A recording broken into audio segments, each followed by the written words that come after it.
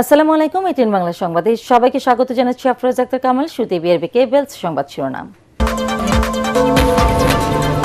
দলীয় প্রতীকে পৌর নির্বাচনের বিধান বাদ দিয়ে সংসদে পৌরসভা ও সিটি কর্পোরেশন সংশোধন বিল পাস, বিরোধী দলের ওয়াকআউট।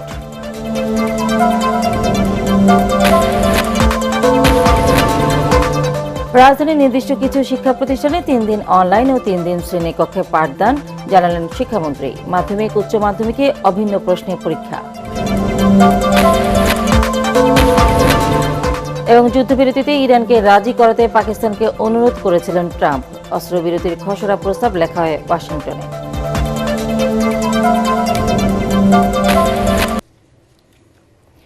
শুনছিলেন বিআরবি কেবলস সংবাদ শিরোনাম, এবার বিস্তারিত। তীব্র বিরোধিতা সত্ত্বেও সংসদে পাশ হল স্থানীয় সরকার, পৌরসভা ও সিটি কর্পোরেশন সংশোধন বিল 2026। বিশেষ কারণে নির্বাহী আদেশে জনপ্রতিনিধি অপসারণ ও দলীয় প্রতীক ছাড়া নির্বাচন আয়োজনের বিধান রাখা হয়েছে এই বিলে। সংবিধান ও হাইকোর্টের রায় উপেক্ষা করে বিলটি পাশ হওয়ায় অধিবেশন থেকে ওয়াকআউট করে বিরোধী দল। বিস্তারিত জানাচ্ছেন ইয়াসমিন রানা। উন্নয়ন ও সমবায় প্রতিমন্ত্রী। স্থানীয় সরকার পৌরসভা সংশোধন বিল 2026 পাশ হয়েছে সংসদে। বিলটি উত্থাপন করেন স্থানীয় সরকার প্রতিমন্ত্রী মীর শাহে আলম। বিলটি উত্থাপন হলে এর তীব্র বিরোধিতা করে সংবিধান ও হাইকোর্টের রায় উল্লেখ করে বিলটি উত্থাপন না করতে আপত্তি জানান বিরোধী দলের এমপিরা। এক্ষেত্রে প্রথমত সংবিধানকে ভায়োলেট করা হয়েছে। 93 অনুচ্ছেদ, সেই অনুচ্ছেদে রাষ্ট্রপতির কোনো এখতিয়ার নেই সংবিধানের কোনো অনুচ্ছেদকে ভায়োলেট করে একটি অধ্যাদেশ জারি করা। 31 দফাতেও একই কথা বলা হয়েছে। সেই নির্বাচনী ইশতেহারের নির্বাচনের পরিপ্রেক্ষিতে এই সরকার ক্ষমতায় এসেছে। সেই সরকার নির্বাচনী ইশতেহার ভঙ্গ করা। বলা হয়েছে জুলাই বিপ্লবের জুলাই সনদ বাস্তবায়ন আদেশ নাকি অন্তর্হীন প্রতারণার দলিল। এখন কি সেই 31 দফাও অন্তর্হীন প্রতারণার দলিল হয়ে যাবে মাননীয় স্পিকার? তবে এ বিষয়ে সরকারের নীতিগত অবস্থান তুলে ধরেন প্রতিমন্ত্রী।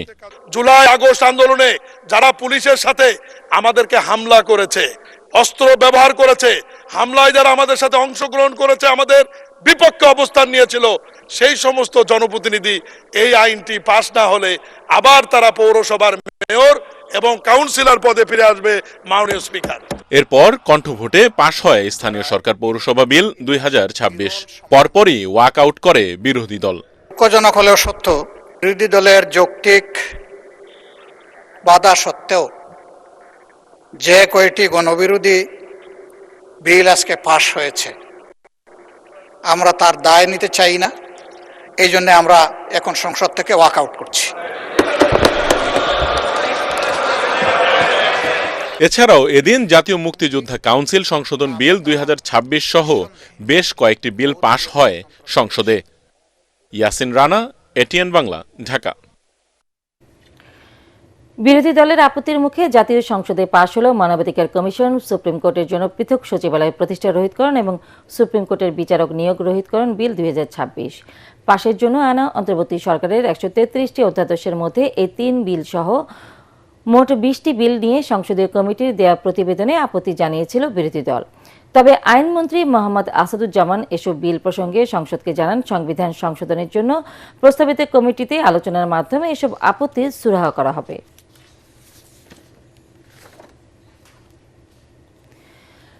সুপ্রিম কোর্ট সচিবালয় ও বিচারপতি নিয়োগ অধ্যাদেশ জাতীয় সংসদের রোহিতকরণের মাধ্যমে বিচার বিভাগের স্বাধীনতা আবারও ধ্বংস করা হলো বলে মন্তব্য করেছেন জামায়াতের আইনজীবী শিশির মনির। তিনি বলেন, সুপ্রিম কোর্টের নির্দেশে যে সচিবালয় যাত্রা শুরু করেছিল, আইনি প্রক্রিয়ায় সেটিকে বিলুপ্ত করা হলো। তিনি এই ঘটনাকে বাংলাদেশের বিচার বিভাগের ইতিহাসে একটি কালো অধ্যায় বলে অভিহিত করেন। অধ্যাদেশগুলো রোহিতকরণের বিরুদ্ধে হাইকোর্টে রিট করা হবে বলেও জানান শিশির মনির। গত বছরের 2 সেপ্টেম্বর বিচার বিভাগের জন্য আলাদা ও স্বাধীন সচিবালয় প্রতিষ্ঠার নির্দেশ দিয়ে রায় দেয় হাইকোর্ট। সেই রায়ের আলোকে নভেম্বরে সচিবালয়ের অর্ডিন্যান্স পাশ হয় এবং 11 ডিসেম্বর আনুষ্ঠানিকভাবে সচিবালয় উদ্বোধন করা হয়।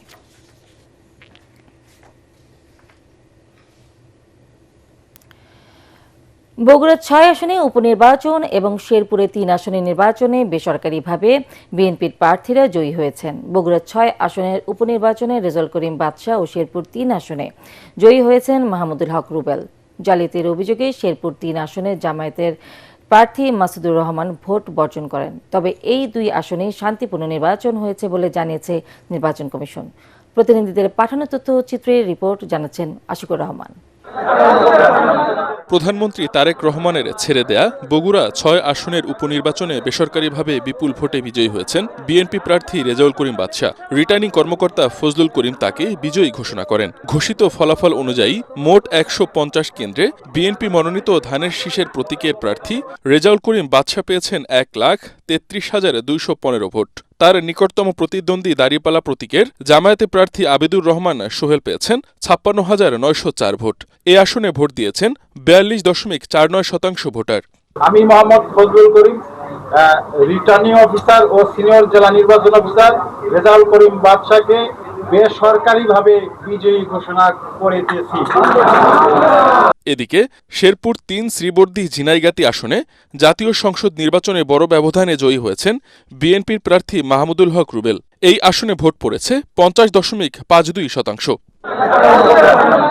এর আগে কারচুপি সহ নানা অভিযোগ তুলে নির্বাচন বর্জনের ঘোষণা দেন এ আসনে জামায়াতের প্রার্থী মাসুদুর রহমান। এরকম পরিস্থিতিতে আমি নির্বাচনকে বয়কট করলাম এবং নির্বাচনকে বর্জন করলাম। এদিকে ১২ ফেব্রুয়ারির নির্বাচনের মতোই শেরপুর ৩ ও বগুড়া ৬ আসনে শান্তিপূর্ণ ভোট অনুষ্ঠিত হয়েছে বলে জানিয়েছেন প্রধান নির্বাচন কমিশনার এএমএম নাসির উদ্দিন। রাজধানীর আগারগাঁওয়ের নির্বাচন কমিশনে ২ আসনে নির্বাচন উপলক্ষে আইন শৃঙ্খলা সমন্বয় সেল পরিদর্শন শেষে তিনি কথা বলেন। আমাদের ত্রয়োদশ জাতীয় নির্বাচন যেমন সুন্দরভাবে সম্পন্ন হয়েছে, আপনারা দেখেছেন, সারা দেশবাসী দেখেছে, বিশ্ববাসী দেখেছে, এইটাও যাতে অন্তত ওর চাইতে ভালো ছাড়া যাতে খারাপ না হয়, এটা আমরা জোর দিয়েছি। ইসি সুষ্ঠু নির্বাচন আয়োজনের উদাহরণ সৃষ্টি করার কথা বললেও জামায়াতের দাবি দলীয় সরকারের অধীনে হওয়া এই নির্বাচনে কারচুপির দায় এড়াতে পারে না নির্বাচন কমিশন। আশিকুর রহমান, এটিএন বাংলা।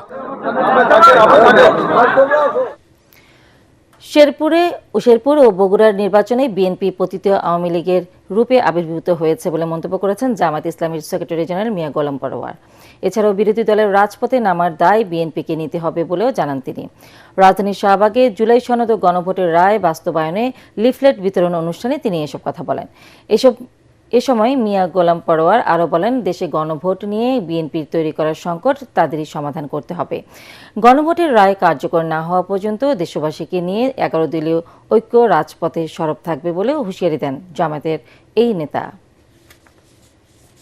চলমান সংসদে সংবিধান সংস্কার পরিষদে আপনি শপথ গ্রহণ করুন আপনার দলকে নিয়ে। সংস্কার যে সংবিধান সংস্কারের পরিষদ, সেই পরিষদে আলোচনা করে আইনে পরিণত করে সংবিধানের তফসিলে আপনি অন্তর্ভুক্ত করুন। এজেন্টদেরকে বাধ্য করে রেজাল্ট শিটের প্রিজাইডিং অফিসার জোর করে স্বাক্ষর নিয়েছে। এই ভোট প্রমাণ করেছে দলীয় সরকারের অধীনে কোনো নির্বাচন কোনোদিন নিরপেক্ষ হয় না।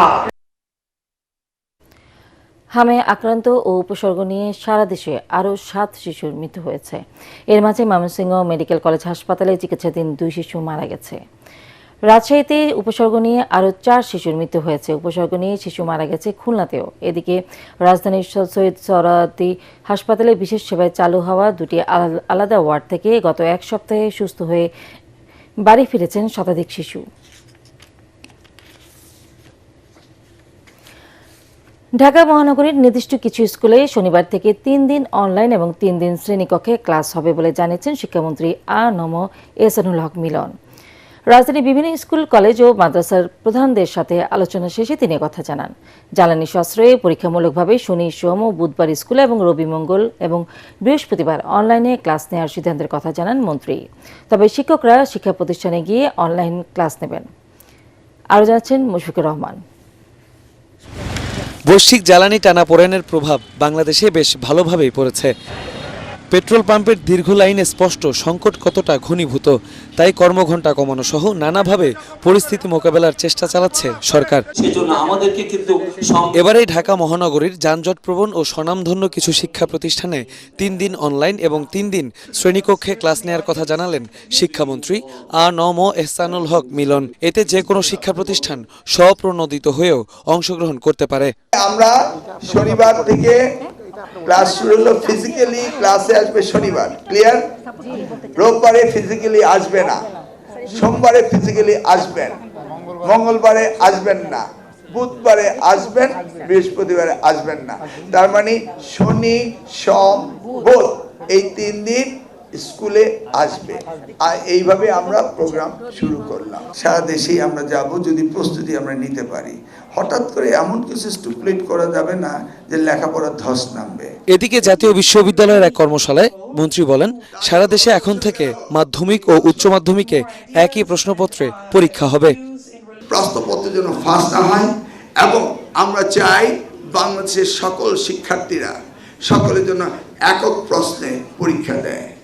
এই সিলেটের একটা প্রশ্ন, রাজশাহীর একটা প্রশ্ন, ঢাকার একটা প্রশ্ন, ইটস নট ফেয়ার। এ সময় শিক্ষা বোর্ড এবং জাতীয় বিশ্ববিদ্যালয়ের মন গড়া কর্মকাণ্ড এবং সমন্বয়হীনতায় দেশের শিক্ষার্থীরা ক্ষতিগ্রস্ত হচ্ছে বলে মন্তব্য করেন শিক্ষামন্ত্রী। মধ্যের চেয়ারে বসেছে যে মন্ত্রী, তার দায়িত্ব ছিল 16 বছরে এসএসসি পাস করিয়ে দেওয়া। হঠাৎ করে বোর্ড এসে বলে যে আমরা পরীক্ষা নেব।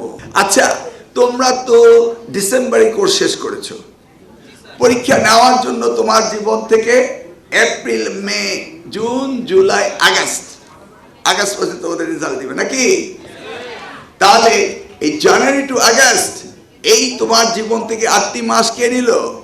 বোর্ড। তারপরে আমরা আবার প্রোগ্রাম দিচ্ছি জানুয়ারিতে ভর্তি হবে ইন্টারমিডিয়েট ফার্স্ট ইয়ারে। তুমি কোর্স কমপ্লিট করেছিলে ডিসেম্বরে, জানুয়ারি তো আরেক ডিসেম্বর, জাতির জীবন থেকে 1 বছর নষ্ট হলো। পরীক্ষকরা ঠিকমতো পরীক্ষা নিচ্ছেন কিনা সেটা নিশ্চিতে র্যান্ডম স্যাম্পলিং করে খাতা দেখা এবং ডিজিটাল নকল রোধে আইন করা হবে বলে জানান মন্ত্রী। মুশফিকুর রহমান, ATN বাংলা, ঢাকা।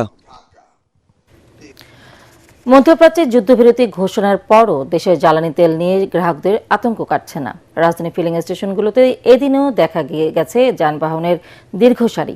পাম্প সংশ্লিষ্টরা বলছেন, তেল মজুদের প্রবণতার কারণে সংকট তীব্র হচ্ছে। এদিকে সচিবালয়ে জ্বালানি ও খনিজ সম্পদ বিভাগের যুগ্ম সচিব মনির হোসেন চৌধুরী জানান, আগামী 2 মাসে অকটেন ও পেট্রোলের কোনো সংকট হবে না।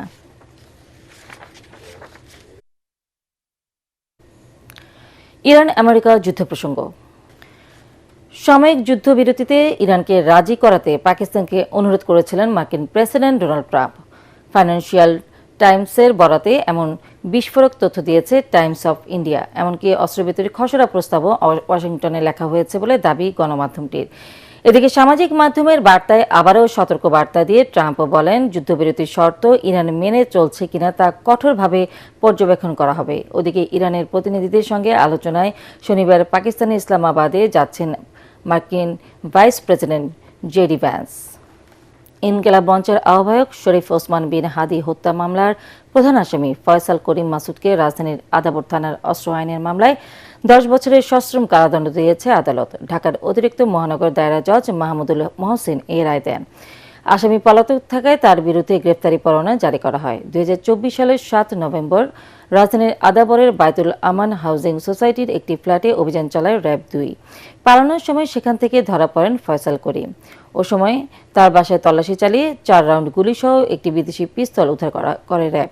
আদাবর থানার এজাহারে বলা হয়, ফয়সাল এলাকার অস্ত্রধারী সন্ত্রাসী, চাঁদাবাজ, জমি দখলসহ মাদক কেনা বেচার হোতা।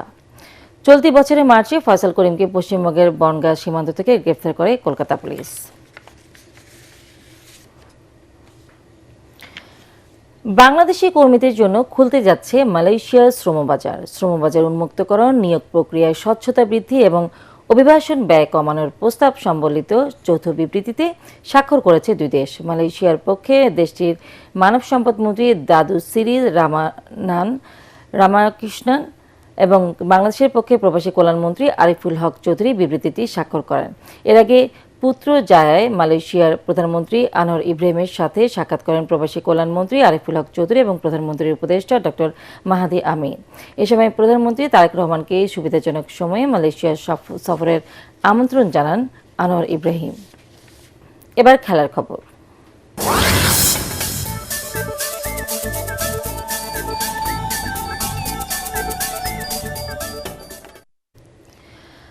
আজ থেকে শুরু হচ্ছে প্রাইম ব্যাংক জাতীয় স্কুল ক্রিকেট প্রতিযোগিতা। এতে দেশের 64 জেলার 347টি স্কুল অংশ নিচ্ছে। এ উপলক্ষে বিসিবিতে এক সংবাদ সম্মেলনে প্রধান নির্বাচক হাবিবুল বাশার সুমন জানান, সবাই বড় ক্রিকেটার হবেন তেমনটা নয়, বরং সবাই বছর জুড়ে ক্রিকেট খেলবে সেটাই চাওয়া।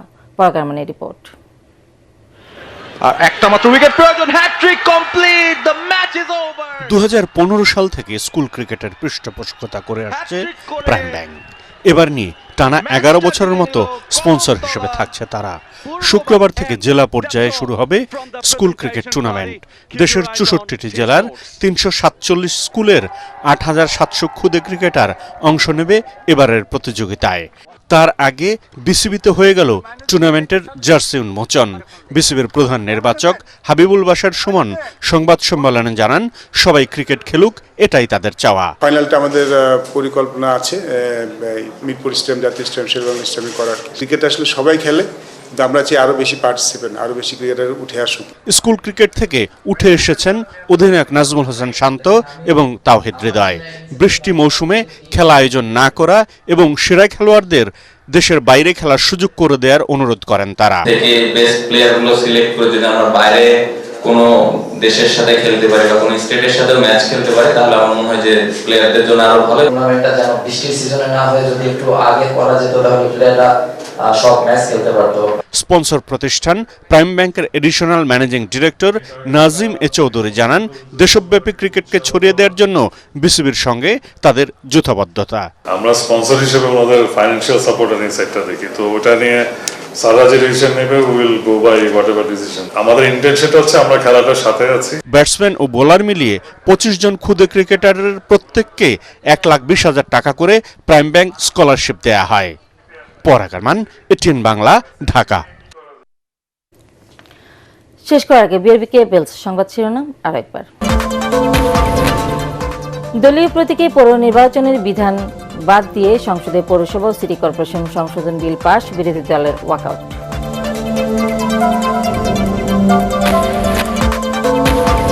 রাজধানীর নির্দিষ্ট কিছু শিক্ষা প্রতিষ্ঠানে 3 দিন অনলাইন এবং 3 দিন শ্রেণীকক্ষে পাঠদান, জানালেন শিক্ষামন্ত্রী। মাধ্যমিক উচ্চ মাধ্যমিকে অভিন্ন প্রশ্নে পরীক্ষা। এবং যুদ্ধবিরতিতে ইরানকে রাজি করাতে পাকিস্তানকে অনুরোধ করেছিলেন ট্রাম্প। অস্ত্রবিরতির খসড়া প্রস্তাব লেখা হয় ওয়াশিংটনে।